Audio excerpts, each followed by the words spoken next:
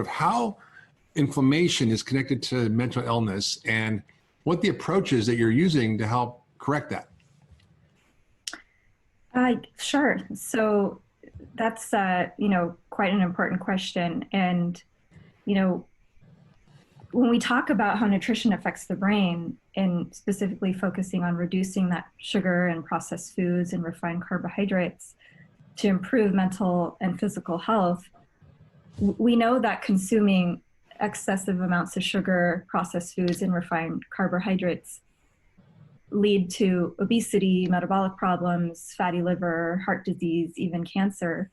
There is evidence for this. And the body is really one whole system. And what happens in the body also affects the brain.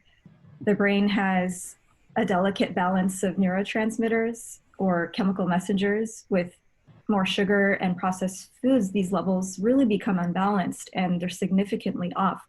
So I'm talking about... So wait, so your brain chemistry gets screwed up when you eat processed food and sugar, is what you're saying? Yeah, and I'm talking about ultra-processed food also in particular, because I do think that there's a difference between processed food and ultra-processed food. Ultra-processed food is like the real sugar, the cookies, the cakes, the chips, the potato chips, these kind of highly processed things versus minimally processed foods, maybe some oils, vegetables that are frozen. That's a little bit different than ultra processed food. And so the research is showing differences between those things in the brain. Yeah. And you need the right raw ingredients for chemical reactions to occur in the brain and elsewhere, like vitamins and minerals and nutrients. You need proper functioning, of the brain. You need proper speed of transmitting signals. Your brain is composed of electrical cells, and it's a complicated web of signaling molecules.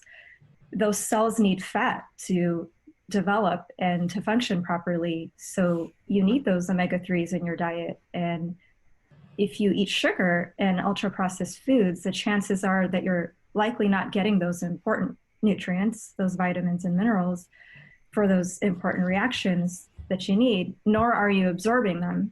The most people with metabolic dysfunction actually have nutritional deficiencies and are malnourished. So you're saying it's people who are overweight and obese often are very malnourished and vitamin and nutrient deficient. Yes, that's right. It's sort of a paradox, right? Right. I think they're eating all this food. Why are they nutritionally deficient? But they're actually among the most malnourished.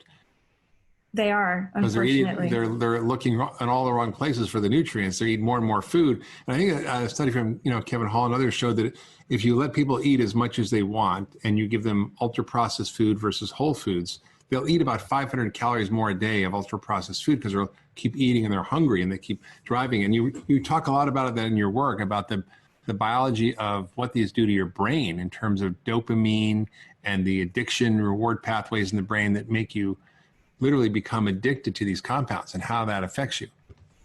Right. So the rates of obesity and binge eating and addictive like eating are rising alongside the increasing dominance of ultra processed foods in the modern food environment. And there are several mechanisms as to how this works, some which act directly on the brain and some that indirectly act through hormonal signals.